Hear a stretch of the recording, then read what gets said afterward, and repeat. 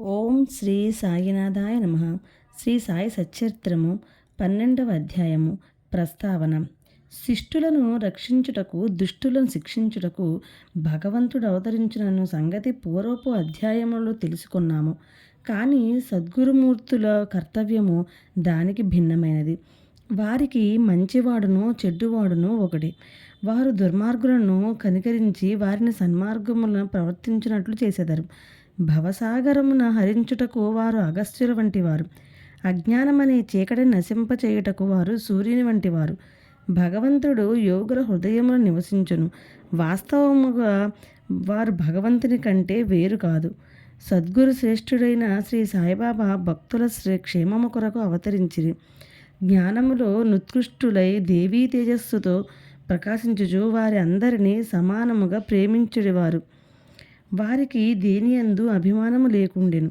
శత్రువులు, మిత్రులు, రాజులు, ఫకీరులు అందరూ వారికి సమానమే. వారి పరాక్రమమును వినుడు. భక్తుల కొరకు తమ పుణ్యమునంతయు వేపరచి ఎప్పుడూ వారికి సహాయము చేయుటకు సిద్ధముగా నుండువారు. వారికిచ్చలేనచో భక్తులు వారి వద్దకు రాలేకుండిరి. వారి వంతు రానిదే వారు బాబాను స్మరించువారు కారు. వారి లీలలు ఎరుగుటకు కూడా తటస్థించదు. మరి అట్టి వారికి బాబాను దర్శించుకొనవలనను బుద్ధి ఎట్లు పుట్టును? కొందరు బాబాను దర్శింపవలననుకొనిరి. కానీ బాబా మహాసమాధి చెందు లోపల వారికి అవకాశం కలుగలేదు. బాబాను దర్శించవలనను కోరిక గల వారు అనేకులున్నారు. కానీ వారి కోరికలు నెరవేరలేదు. అట్టి వారు విశ్వాసంతో బాబా లీలను విన్నచో దర్శనము వల్ల కలుగు సంతుష్టిని పొందెదరు. కొందరు అదృష్టవశమున వారి దర్శనము చేసుకొన్నను బాబా సన్నిధిలో ఉండవలనని అనుకున్నను నచ్చట ఉండలేకుండిరి.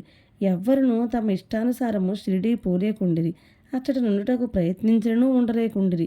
బాబా ఆజ్ఞ ఎంతవరకు గలదో అంతవరకే వారు షిరిడీలో ఉండగలిగిరి. బాబా పొమ్మనిన వెంటనే షిరిడీ విడవవలసి వచ్చుచుండెను. కాబట్టి సర్వము బాబా ఇష్టము పైననే ఆధారపడి ఉండెను. కాకా మహాజని. ఒకప్పుడు బొంబాయి నుండి కాకా మహాజని షిరిడీకి పోయెను. అచ్చటొక వారం రోజులుండి గోకులాష్టమి ఉత్సవము చూడవలననుకొనెను. బాబాను దర్శించిన వెంటనే అతనితో బాబా ఇట్లనిది, ఎప్పుడు తిరిగి ఇంటికి పోయేదవు?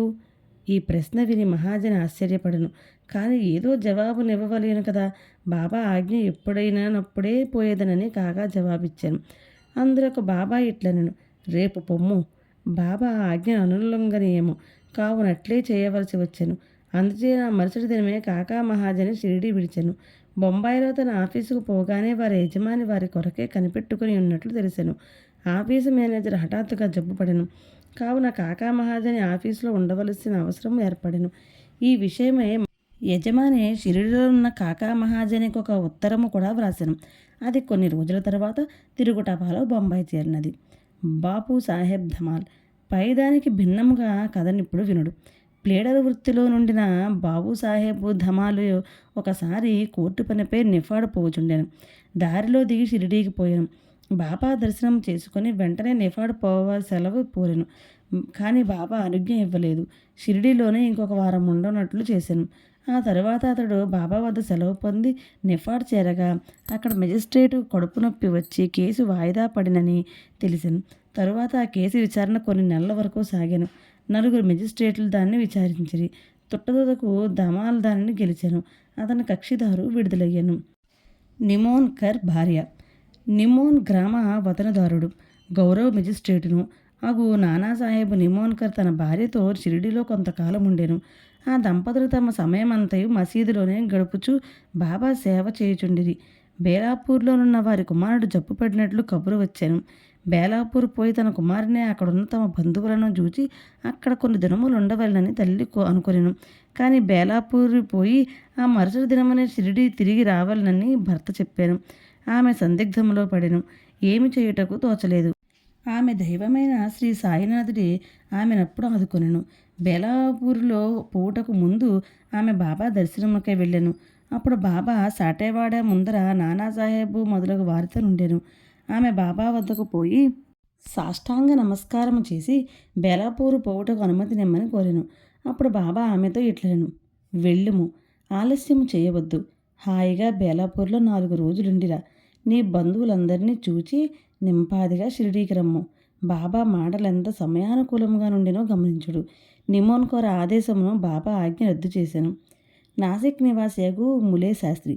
ములే శాస్త్రి పూర్వాచార పరాయణుడైన బ్రాహ్మణుడు. నాసిక్ నివాసి. ఆయన షట్శాస్త్ర పారంగతుడు. జ్యోతిష సాముద్రిక శాస్త్రముల్లో దిట్ట. అతడు నాగపూర్కు చెందిన కోటీశ్వరుడుకు బాపు సాహెబ్ బూటీని కలుసుకుంటకు షిరిడీకి వచ్చెను. బూటీని చూచిన పిదప బాబా దర్శనమ్మకే మసీదుకు పోయాను. బాబా తన డబ్బుతో మామిడి పండ్లను కొన్ని ఫలహారపు వస్తువులను కొని మసీదులో ఉన్న వారందరికీ పంచిపెట్టుచుండెను. మామిడి పండును బాబా ఒక చిత్రమైన విధముగా అన్ని వైపులా నొక్కిడివారు. తినువారు ఆ పండును నోట పెట్టుకొని చప్పరించగానే రసమంతయు నోటిలోనికి పోయి తొక్క టెంక మిగిలిడివి. అరటి పండ్ల నొలచి గుజ్జును భక్తులకు పంచిపెట్టి తొక్కలు బాబా తమ వద్ద ఉంచుకునేవారు.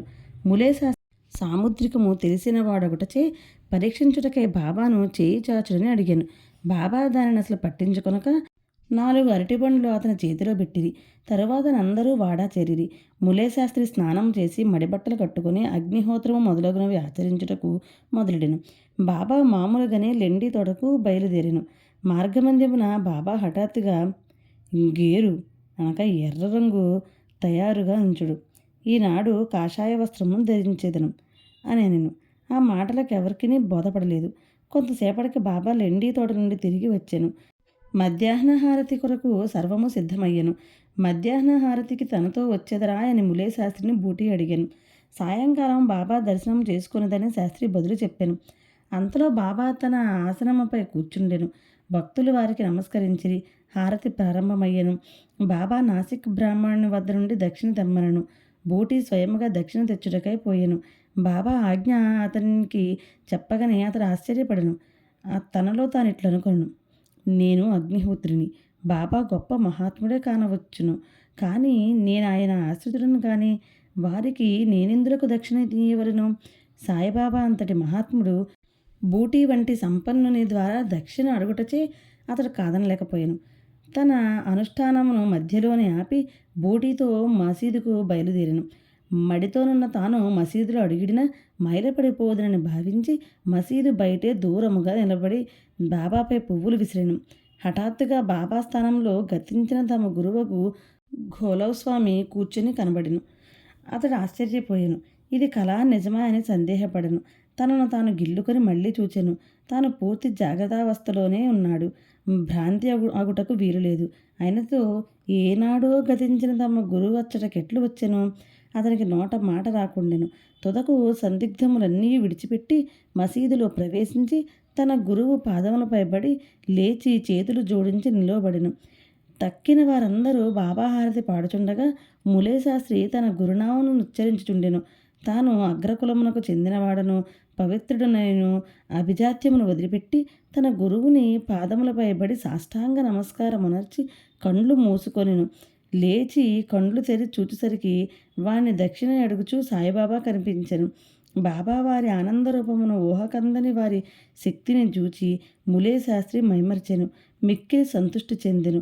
అతని నేత్రములు సంతోష బాష్పములచే నిండెను.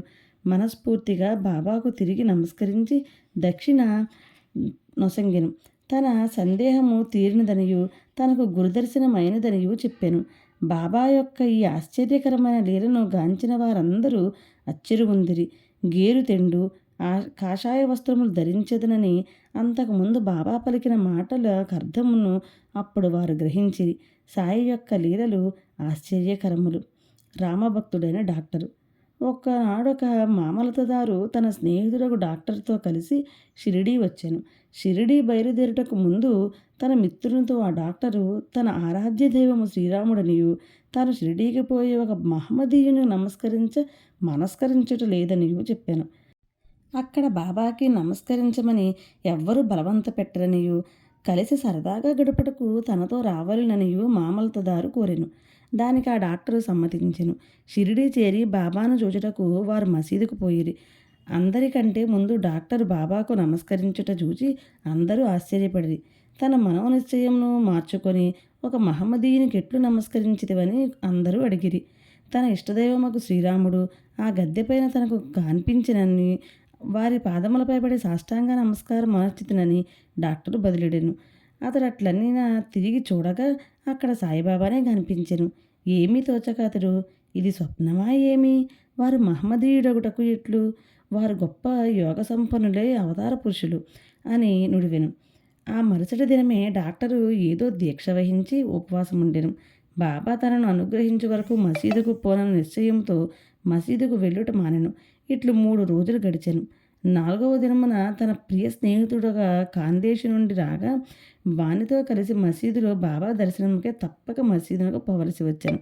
బాబాకు నమస్కరించగా బాబా అతనితో ఎవరైనా వచ్చి నిన్నెక్కడికి రమ్మని పిలిచితిరా ఏమి? ఇట్లు వచ్చితివి అని ప్రశ్నించెను. ఆ ప్రశ్న డాక్టర్ మనస్సును కదిలించెను. ఆనాటి రాత్రియే నిద్రలో అతనికి గొప్ప ఆధ్యాత్మిక అనుభూతి కలిగింది. అనిర్వచనీయమైన ఆనందాన్ని అనుభవించెను. ఆ తరువాత అతడు తన ఊరికి పోయినను ఆ ఆనందానుభూతి 15 దినముల వరకు అటులనే ఉండెను. ఆ ప్రకారముగా అతనికి సాయిబాబా యందు భక్తి అనేక రెట్లు వృద్ధి పొందెను. పై కథల వలన ముఖ్యముగా మూలేశాస్త్రి కథ వలన నేర్చుకున్న నీతి ఏమన మనము మన గురువునందే అనన్యమైన నిశ్చల విశ్వాసం ఉంచవలెను. వచ్చే అధ్యాయంలో మరికొన్ని సాయిలీలను చెప్పెదము. 12వ అధ్యాయము సంపూర్ణము. సద్గురు శ్రీ సాయినాథార్పణమస్తు. శుభం భవతు.